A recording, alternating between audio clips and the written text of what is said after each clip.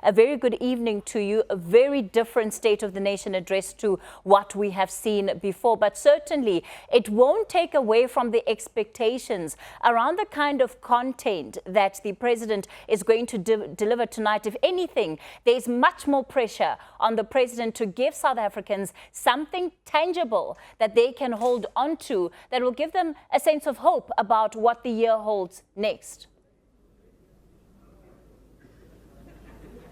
Absolutely, Kathy. You've hit all the right notes there. The president, Cyril Ramaphosa, he took over power 3 years ago, this month of February. That was in February of 2018. And you would remember when he came to power, the economy was key to changing things around. And 3 years on, we have sunk even deeper into junk status. The business community says the economic restructuring plans or the restructure of the economy is simply not, there's no progress there.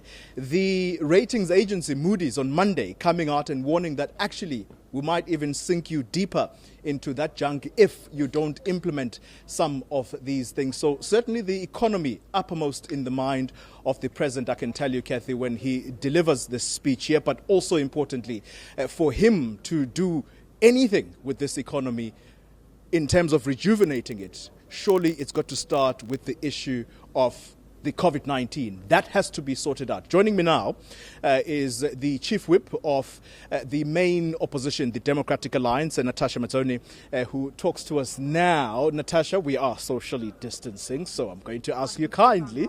Thank you. Good to have you with us. Am I right that the president is going to have to deal with the issue of the economy, but for that to happen, the country has to reach herd immunity, isn't it? Absolutely. I mean, I think it's safe to say that you, me, every South African at the moment is terrified as to where we stand in comparison to the rest of the world when it comes to the rolling out of vaccines. Countries in South America, across Asia, the Middle East, hitting their halfway mark in vaccinating their entire population. We have yet to vaccinate one person.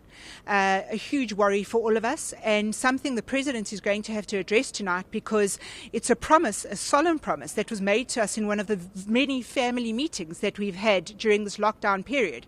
And when you have a nation that feels completely unsafe in terms of their health, never mind unsafe just about crime and their livelihoods, but the thought that you could get a disease that could kill you or your family, it's almost an untenable environment in which to sustain an economy or a country.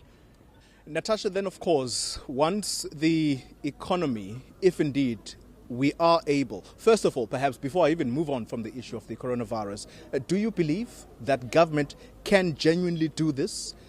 Make sure that 67% of the population is vaccinated before the end of the year? I honestly don't. I think that our government has left it too late. And I think no matter with the best intentions, it's almost got to the point now where it's an impossibility. Financially, we don't have the money to buy the vaccines. So much of the money has been stolen. So now you have a case of corruption, not just killing the economy, but corruption physically killing our people. So I think that's something that the president has to look at very sternly too. The president, there's no doubt, I don't think any South African is in doubt about how much pressure is on the president to give an inspiring speech tonight. But lots of criticism towards him as well, though, about him being this reluctant, and some saying he's an apologetic president in terms of making sure that his hand is firm on the levers of power, whether you talk within the governing party that he leads or in government. Do you believe that the president is capable of delivering an inspiring speech tonight? I don't think that an inspiring speech can be delivered with the state that we're in now. I think that the state has got so bad that the president, he's got two choices tonight. Tonight he either stands up and he lets the country know that he's the president of the ANC, or he stands up and he lets the country know that he is the president of the Republic of South Africa. Because at the moment, the infighting and the factionalism within the ANC is hamstrung the entire government. The executive can't move either way. It's a complete mess. So tonight is really the do or die speech for the president. So the pressure's on him, but it should be on him because he didn't have to be in this position. He has let himself land up in this position. Very briefly, Natasha, we are out of time.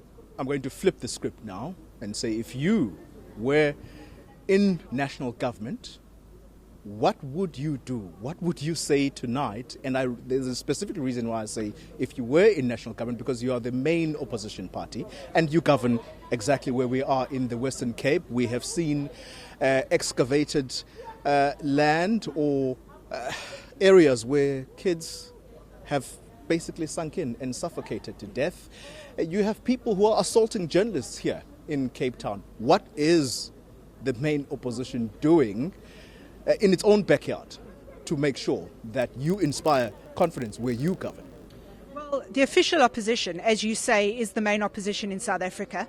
What I can tell you, Kola, is that while people are being shot in Mitchell's Plain with gang violence, 95% of the police force is just down the road in Hope Street looking after 50 parliamentarians, which shouldn't have happened. The opening of Parliament tonight, you asked me what would I do if I was in government.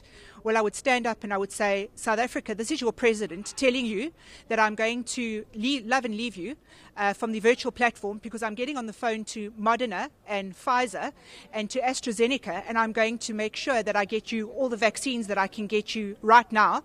And I'm going to be phoning anyone in the world who will lend me the money to ensure that I have enough money to procure those vaccines for you. So I'm not going to sit and give you a wishy-washy speech about trains that may be developed in 10 years or a futuristic city that I'd like to see developed. And I'm not going to tell you about the cadres that I've deployed. I'm going to tell you about how I'm going to get you the vaccine and keep us as a nation alive.